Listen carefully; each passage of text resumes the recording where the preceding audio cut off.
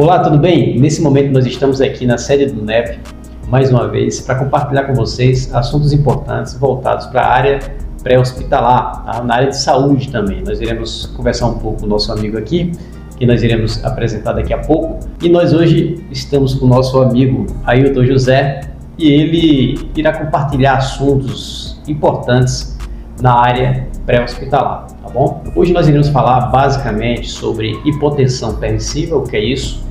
Seja bem-vindo, Ailton José. Para mim é um prazer, para nós do NEP aqui é um prazer estar com você aqui e hoje nós iremos falar sobre aquele assunto muito importante, sobre hipotensão permissiva. Tá, pessoal? Obrigado, Josivar. Boa tarde, pessoal.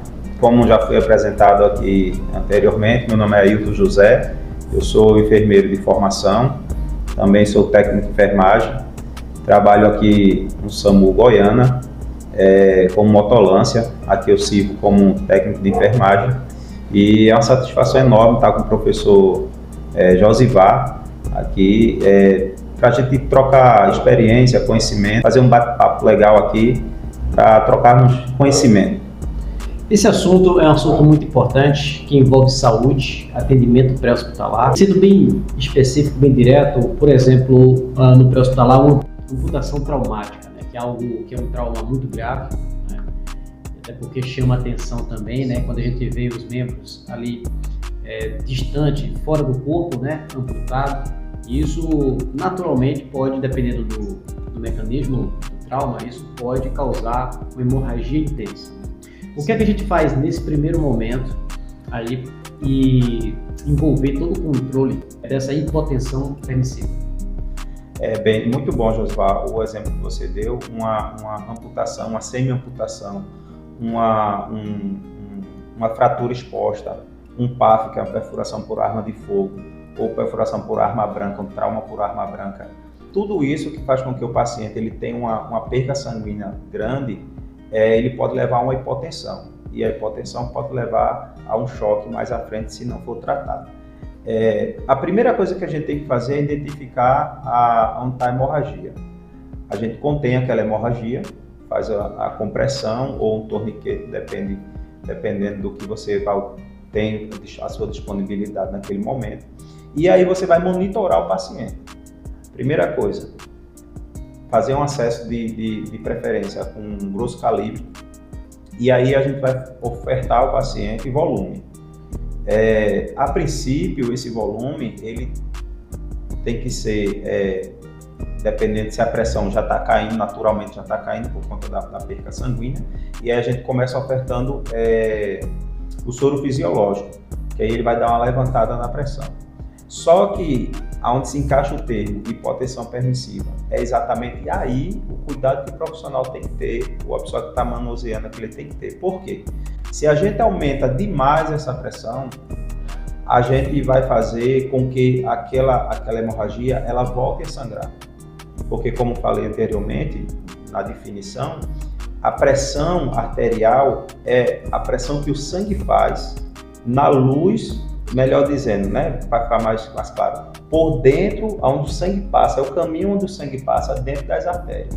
E fisiologicamente, o nosso corpo, ele tem o seu mecanismo de defesa, ele vai fazer com que crie coágulos para fazer um tampão fisiológico, que é a coagulação do sangue.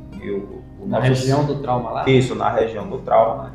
E o nosso sangue, ele tem componentes, que é a cascata de coagulação, o fator de coagulação, e aí entra plaquetas e outros fatores de coagulação, e ele vai naturalmente, por maior que seja o trauma, ele vai tentar fazer o coágulo ali. Isso vai ser ajudado, claro, com torniquete, com compressão. Se eu consigo fazer esse coágulo, mas eu aumento a pressão demais, porque chegou, a pressão estava 9/5, mas eu coloquei ela 12/8, isso já é uma pressão que seria normal em um paciente que não está com trauma, mas é uma pressão sobre a artéria que pode romper aquele coágulo. Então, eu vou fazer voltar a sangrar. Então, pelo que a gente está entendendo, desculpa interromper seu raciocínio, então a gente percebe o seguinte, que devemos, como profissionais, realizar uma reposição volêmica controlada, na linguagem mais simples, né? Isso. Porque é correto, por exemplo, uma pergunta que eu vou fazer, é correto a gente pegar 2 acessos e abrir lá os equipos e fornecer fluidos para os cristalóides ou não? Isso é uma questão importante. Por quê? Antigamente, o que é que se fazia? O cliente está perdendo sangue. Primeira coisa que se pensava, repor fluido. E aí você abria os acessos, fazia 2 acessos, abria e tal. O importante hoje de 2 acessos é se você for precisar administrar alguma droga, que uma você oferta o volume e a outra você oferta a droga, né? Monitorada conforme precisão médica. Mas nessa situação de você fazer o controle da hipotensão, da pressão arterial, um acesso é o suficiente, porque aí vai ser monitorado. Como você bem disse, é uma oferta controlada desse volume. O paciente precisa de volume? Sim, porque ele perdeu o volume, então ele precisa repor para hidratação, para manter, fazer com que o sangue, o sistema circulatório, ele funcione bem, para que não deixe de levar oxigênio para o restante do corpo, mas você não pode aumentar essa pressão demais, porque corre o risco de, como disse, voltar a sangrar. E outro detalhe importante é se você oferta muito fluido ao paciente, você está fazendo uma hemodiluição. Ele perdeu muito sangue, então ele já diminuiu a quantidade dos componentes de hemácia, de hemoglobina. Se você manda muito fluido e essa hemorragia naturalmente ela vai aumentar, ele vai perder mais nutriente, vai perder mais hemácia, mais hemoglobina, naturalmente vai perder a oxigenação corpórea.